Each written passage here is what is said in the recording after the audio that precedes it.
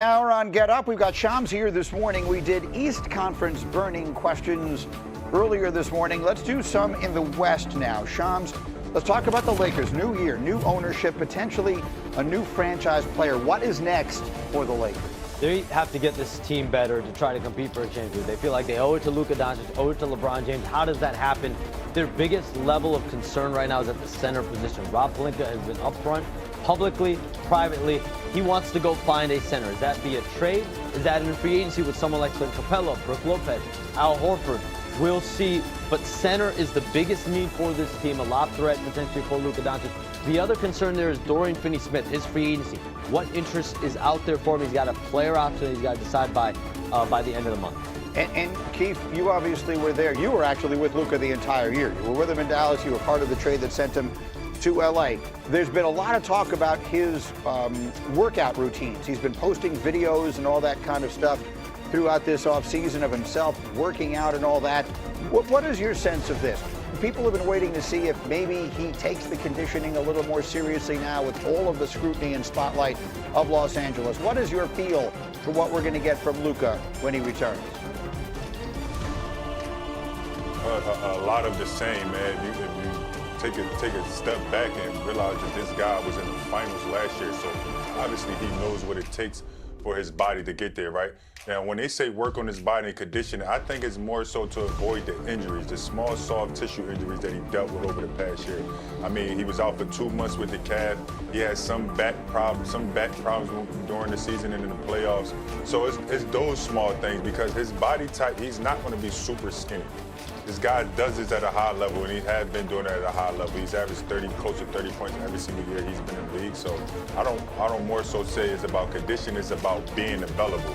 For him avoiding those small injuries by not being in the best of shape. Makes sense. And so, Bobby, what is your sense of these Lakers as we sit here going into the second round of the draft and then free agents? Yeah, I mean, I have my eye on, certainly as Shams said, the center position, and then certainly Luka's extension eligible on August 2nd here. He's extension eligible for 229. The expectation is he's going to sign this extension. But if you're Luka and you've got LeBron on the last year's contract, you're thinking, okay, who else am I going to be playing with in the future besides Austin Reeves? Because you have all these expiring contracts coming down here. But as far as from a health standpoint, no offense to the great city of Dallas, there's a different spotlight in Los Angeles. And he is certainly going to be under the microscope based on what happened this year. What's your sense of all of this? When you talk about the Lakers' long-term future, yeah, there's the LeBron Lakers. See how much longer that lasts. I mean, he is defying father time at this point, like maybe in almost unprecedented fashion. And then the long-term look at it, I would think with Mark Walter there, the long-term look is maybe as bright as it could be. Greeny, everything changed on what date was that? February 1st. It became Luka Doncic's team in a lot of ways, right? And so how will the Lakers balance and decide how much are we going to prioritize the future, the next 5 to 10 years with Luka Doncic versus we know what LeBron James is playing for right now, and that's to win a championship. If he's going to play 1 year, 2 year, 3 year, every single year at this point is about winning and competing for a championship. And so it's the balance of doing right by the guy that brought you a championship in 2020. He's been there the last around 6 years versus the guy we just got, who we know is going to be the face of the franchise for the X amount of years. Okay, that's a fascinating one to watch. The Lakers are always interesting. They seem particularly so. Let's move on to the next one with a burning question. Shams, Houston obviously over the weekend making the huge splash, landing Kevin Durant. Is this roster set? Are we looking at the Rockets team that way will try and win a championship? In terms of grand moves, the roster is set, but there are things that they could do around the edges with exceptions, with signings in free agency. There's a contract that they have as well, a player in Cam Whitmore, young player with talent that has gotten interest around the league as well. That's someone that you could, if you're the Rockets, you could potentially move him for draft capital or a player that can help you now. If they are going to go into free agency, if they are going to look into trades, I think a player that's kind of the ilk of a Dylan Brooks, a wing-type player that can kind of shore up that spot, that could be of interest for the Rockets. Keith, you know what a championship team looks like. Kevin Durant has been trying to find one since he left Golden State. Is this his best shot? Does this look like a title team to you? On paper, it looks good. I wouldn't call it a title team. I think they still need to move, not move pieces, but add pieces. I think they, like Sean says, you need another wing defender, and you need another backup point guard, because right now that's the most glaring spot I see is a veteran backup point guard, because you can use Reed Shepherd to step into that role, but who knows is Reed Shepherd ready? Then you need that 3 and D guy, because they don't have that. So if you add those pieces, they're ready to win it for sure. But that's a lot. I mean, that doesn't sound like a team that would be done dealing if we see it that way. Yeah, I mean, Fred VanVleet, by the team option being reduced to $25 million, that opens up the non-taxman level exception at $14.1 million. Can you go out and find a player like Dorian Finney-Smith as your Dylan Brooks replacement? Certainly, backup lead guard is important. There's going to be a lot of pressure on Reed Shepherd.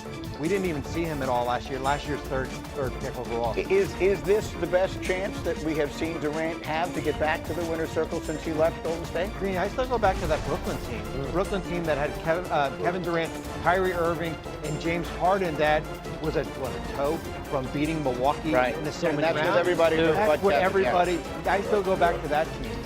Game 2 of that series, they won, if memory serves, by 109 points, right? Game 1 and 2. Yeah. But yeah. They were on their way, and then obviously they got hurt, but that's what happens, right? And then COVID hit, and that broke up all these things with Kyrie and his whole situation. I mean, things took a strange turn. So, look, you were the one right in the middle of the story over the weekend. I was watching, and I saw the videos of KD sitting on the stage at Fanatics Fest, finding out from you that he had gotten traded. So, talk to me here. This is a win-now move. They know if you're going to go out and get Kevin Durant, this is a move that for the playoffs, you know you have your number one option on any given night, on any given play, any given moment. So that shores that up. I know what Kevin Durant is going to bring to the table. Around 25 points, around 50% field goal shooting, around 40% from 3 and 90% from the foul line. How much does Amen Thompson take the next step? Alfred Sengun continuing to grow and rise. Kevin Durant, from my understanding, he was excited to go to Houston to specifically play with Alfred Sengun. Amen Thompson, Jabari Smith, Reed Shepherd. They've got so many young players, Ari Easton as well. And Ime Udoka is a coach that he's very familiar with from Team USA, as well as with the Nets. There's a lot of mutual respect there, a deep level of respect. So there's excitement there.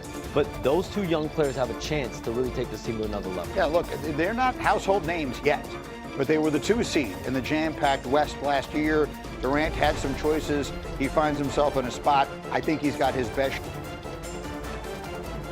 Hello, xin chào tất cả các bạn nha. Mình sẽ giới thiệu cho các bạn cái kênh của mình, video của mình. Các bạn luôn làm video sáng tạo về chủ đề gì. Video của mình sẽ làm xuyên suốt về chủ đề cắt giảm mình sẽ cắt giảm cái sản phẩm của mình này cho các bạn xem.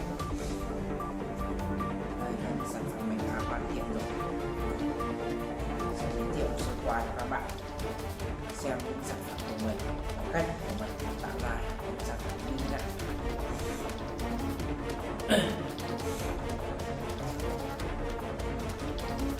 Và để tạo ra được những sản phẩm đa dạng màu sắc như thế này,